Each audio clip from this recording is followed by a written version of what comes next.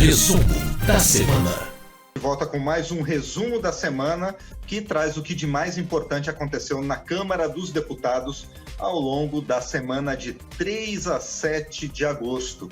E para falar sobre esse tema, hoje nós recebemos o jornalista Cláudio Ferreira, repórter da Rádio Câmara. Olá, Claudinho, tudo bem? Oi, Márcio. Olá, pessoal do painel eletrônico. Pois é, esta semana a Câmara discutiu um assunto muito importante, um caminho que pode nos libertar dessa pandemia do coronavírus. A gente vai falar das vacinas que estão sendo desenvolvidas aqui no Brasil, uma em parceria com a Universidade de Oxford e outra em parceria com o laboratório chinês Sinovac. E você, Claudinho, acompanhou as reuniões que trataram sobre isso, não é? Sim, na verdade a preocupação principal dos parlamentares é saber em quanto tempo que isso chega, né? Então isso foi a tônica das duas discussões, de 2 dias de discussões, e coincidentemente os técnicos dos 2 projetos disseram que deram a mesma data, né? Janeiro de 2021, uma data provável para que esses produtos estejam prontos para serem distribuídos. Claro, isso depende do registro da Anvisa, depende finalização de estudos clínicos, mas, em geral, a perspectiva, e frustrou um pouco as pessoas, né, que estava com essa data de dezembro, talvez, de já ter a vacina em dezembro, mas eles deram uma previsão, e eles falaram uma previsão otimista, né, se não acontecer nada de errado durante esse processo, de que em janeiro a gente já tenha os primeiros lotes das vacinas para poder serem distribuídos. E outra preocupação dos parlamentares também é com a eficiência, com a eficácia dessas vacinas. O que foi discutido em termos disso, Claudinho? Pois é, a vacina de Oxford está no estágio... As 2 vacinas estão nessa fase de estudos clínicos, né? E o Brasil está participando disso, está acompanhando isso. No caso da vacina do Butantan, por exemplo, você tem estudos em 12 centros de pesquisa de 6 estados, pessoas sendo testadas, inclusive aqui em Brasília, essa semana começaram os testes com profissionais de saúde, né? Então, assim, e ontem a discussão com a Anvisa foi essa, quer dizer, a Anvisa diz que sabe que tem uma pandemia, sabe que esses processos têm que ser apressados, mas ela não quer abrir mão do rigor, né, no exame desse material, para ver se isso é eficaz mesmo. E aí eu queria lembrar que, além dessas 2, Márcio, eu fiz até uma listinha aqui, porque são muitas vacinas. O representante do Ministério da Saúde estimou que 200 vacinas estejam em diferentes estágios de pesquisa ao redor de todo o mundo. Mas, assim, tanto os deputados em várias audiências quanto o pessoal do governo, eles tocaram em algumas vacinas. Além dessas 2, tem uma vacina sendo desenvolvida pelos laboratórios Pfizer e BioNTech.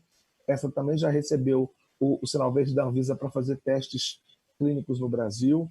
Você tem uma vacina de um laboratório chamado Moderna, e essa vacina está sendo encampada basicamente pelos Estados Unidos, então é de se supor de que seja mais direcionada para o mercado americano, que inclusive é o país onde tem o maior número de casos, né?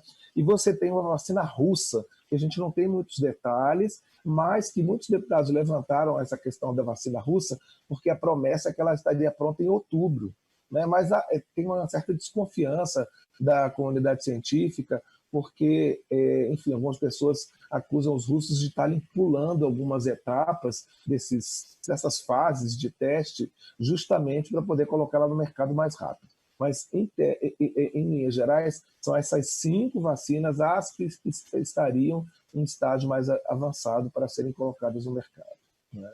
E aí, pode falar. Não, por favor. Não, só lembrando que nas audiências públicas ficaram algumas dúvidas dos deputados e que muitas vezes os técnicos não conseguiram sanar. Por exemplo, foi perguntado para o representante do Ministério da Saúde: quem já teve a doença, quem teve o coronavírus, vai tomar de novo, vai tomar a vacina? E se tomar a vacina, essa pessoa vai ficar no final da fila pelo fato de já ter contraído o vírus? Essa questão ainda não está fechada. Outra dúvida dos deputados: tá bom, está se falando muito da vacina de Oxford, que é a que está mais adiantada. Mas, assim, o esquema de vacinação, o Programa Nacional de Imunizações, ele está preparado para, por exemplo, ele aplicar 2 dessas vacinas simultaneamente? Como é que seria isso? Também ainda não foi explicado. E muitos deputados falaram da gratuidade da vacina, da importância de que, obviamente, essas vacinas sejam distribuídas gratuitamente da população. O Ministério da Saúde falou positivamente em relação à vacina de Oxford, em relação à vacina da Sinovac com o Butantan. Ainda não tem uma estimativa de custo final, ainda estão finalizando, saber quanto que vai custar essa vacina. O presidente do Instituto Butantan disse que deve ser um preço compatível com o que está sendo falado tanto no mercado nacional quanto internacional, mas os deputados enfatizaram muito isso, a importância de que a vacina seja gratuita, porque a gente vê em outros casos, como o da gripe, você tem vacina tanto na rede pública quanto na rede particular.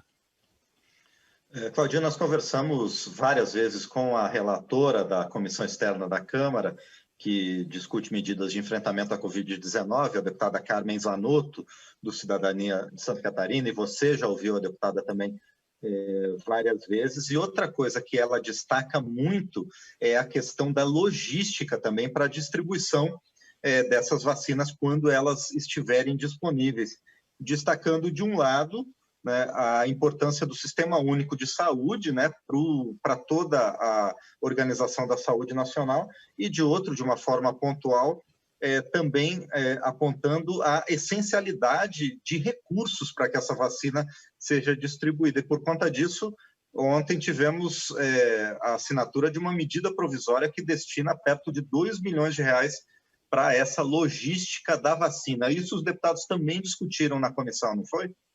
Sim, não. Ontem, em meio a essa questão da vacina do Butantan, a assinatura da medida provisória foi sempre repassada, tida como uma vitória, né? Foram feitos agradecimentos tanto ao ministro da Saúde quanto ao presidente da República, por causa, inclusive, da agilidade em entender que precisava desse recurso, né? Esse recurso vai principalmente para a vacina de Oxford, né? Então, assim, você vai ter esse recurso tanto para as doses, as 30 milhões de doses iniciais, que vão vir diretamente de Oxford para serem finalizadas em Manguinhos, quanto para transferência de tecnologia. E uma coisa que os deputados enfatizaram muito, e a gente falou na matéria, inclusive, do livro do Dr. Pinotti, foi a questão do SUS. Eles falam que se não houvesse um sistema tão organizado, né, com todas as falhas que a gente sabe que existe, mas os deputados sempre enfatizam muito a capilaridade do Sistema Único de Saúde. Não é? Então, assim, colocando números nas audiências, por exemplo, 46 mil unidades de saúde em todo o Brasil, 37 mil salas de vacinação. Então, quer dizer, você já tem essa estrutura, não é preciso criar uma estrutura nova especificamente para vacinação contra o coronavírus. Já tem essa estrutura, é só, em tese, né, você melhorar essa logística para que a vacina chegue rápido. Ontem falaram, inclusive, uma coisa que eu não sabia, que se chama rede de frios, que é a rede de armazenamento das vacinas, né? Em que condições que essa vacina precisa ser armazenada nas unidades de vacinação antes das pessoas chegarem para ser imunizadas. Tem toda uma série de problemas, transporte, né? É um material muito delicado, né? E que qualquer coisinha estraga a vacina. Então, você tem que ter uma logística muito bem articulada para poder tudo funcionar, né? Bom, e esperamos que tudo funcione e que esse prazo de janeiro de 2021 seja efetivamente realizado para a gente ter logo uma vacina contra esse vírus. Bom, Claudinha, agora vamos para o plenário da Câmara, que essa semana foi uma semana atípica em que foi importante tanto o que foi votado, mas também o que deixou de ser votado, não é? Pois é, foi descartado. Entre o que foi votado, a gente tem como destaque 2 projetos que alteram o Código Penal em 2 assuntos diferentes, mas dentro do Código Penal, né? Então, na terça-feira, foi votado um projeto em relação a denúncias falsas. Eles usaram a expressão aqui, que eu até anotei, denunciação caluniosa. que é esse projeto? Ele pune quem denunciar falsamente pessoas sabidamente inocentes e essa denúncia resultar em investigação policial, em processo administrativo, em processo jurídico. Por quê?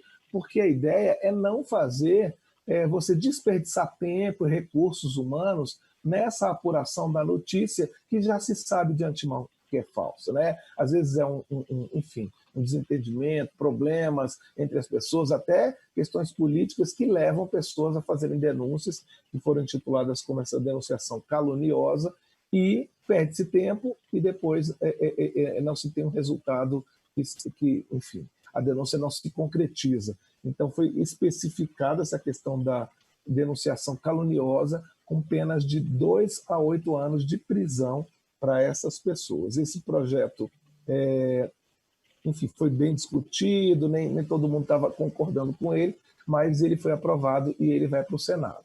Tem um outro projeto que foi aprovado na quarta-feira, dessa vez em relação a estelionato.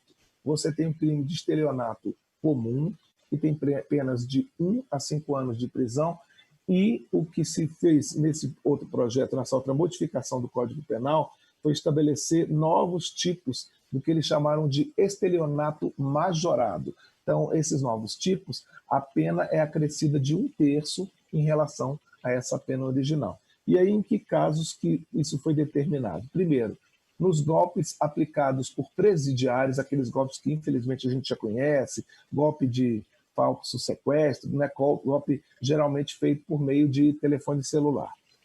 Esse é um. O outro, golpes feitos por funcionários, praticados por funcionários públicos no exercício do cargo. Terceiro ponto, golpes aplicados por pessoas que se dizem ser funcionários públicos sem serem servidores. E, por último, golpes praticados em geral por meios eletrônicos, meios de comunicação de massas, enfim, falaram em redes sociais, né? Esses golpes que são aplicados nas pessoas em relação a banco, cartão de crédito, a questão do sequestro mesmo, né? Muita gente caindo no golpes que são feitos por telefones celulares e pelas redes sociais. Então, esses dois projetos, eles modificam o Código Penal. E a gente teve, como você falou, assuntos que foram descartados, que foram pararam, né, no Congresso. 2 medidas provisórias. Uma medida provisória, a medida 946, que falava sobre a possibilidade das pessoas sacarem parte do fundo de garantia durante esse período de pandemia. A proposta original era de um saque de R$ 1.045, correspondendo ao salário mínimo, mas tanto na Câmara quanto no Senado houve modificações a essa proposta, ampliando essa possibilidade de saque. E aí o governo decidiu que o impacto financeiro dessas mudanças seria muito grande e, por isso, as lideranças do governo se articularam para que essa MP não fosse votada antes de perder a validade, né? E você teve outra medida provisória, que é a 950, que ela queria ampliar o prazo também de outro benefício durante a pandemia. Ela queria ampliar o prazo para que os beneficiários da tarifa social de energia elétrica não precisassem pagar a conta. O prazo inicial era de 1º de abril a 30 de junho, a proposta era estender esse prazo até 31 de agosto, mas não foi. O governo também achou que isso traria um impacto financeiro e, por isso, também essa medida provisória não foi à frente. Bom, e para as próximas semanas a gente vai continuar com outros temas, principalmente a retomada da reforma tributária, que já começou nesta semana, e também, eventualmente, uma discussão mais aprofundada sobre a retomada dos trabalhos nas comissões, não é, Claudinho? Pois é, nossa colega Paula Bittar fez uma matéria bem interessante sobre isso, né? Os deputados já se articulando com propostas de que voltem comissões como a Comissão de Constituição e Justiça, mas o tema ainda não é consensual. Alguns deputados acham que só deveriam voltar ao trabalho as comissões especiais, outros já sugerem que algumas comissões permanentes, como a CCJ e a Comissão de finanças e tributação voltem a funcionar, esse assunto ainda está sendo discutido. Em relação à reforma tributária, nessa semana a gente teve a ida do ministro da Economia, Paulo Guedes, à Comissão Especial da Reforma Tributária. Ele falou sobre esse início de processo de reforma que foi enviado pelo governo. Os deputados pediram o detalhamento da reforma, sugeriram a ampliação dessa reforma, porque, por enquanto, o que se tem é essa questão da contribuição dos bens e serviços, que unifica PIS e COFINS, mas muitos parlamentares acham que essa é uma proposta muito tímida, então pediram a ampliação, e o ministro Guedes também se explicou sobre a questão da contribuição sobre transações digitais, e ele negou uma comparação com a antiga CPMF, disse que não é o caso de se fazer uma comparação, não tem um paralelo tão direto entre os dois impostos. Muito bem, e esses assuntos vão novamente voltar aos nossos debates a partir da próxima semana. Enquanto isso, eu agradeço ao repórter Cláudio Ferreira, jornalista da Rádio Câmara, por trazer esse resumo do que aconteceu de mais importante na semana da Câmara dos Deputados. Claudinho, obrigado. Até a próxima semana. Até a próxima, Márcio. Obrigado. Um abraço.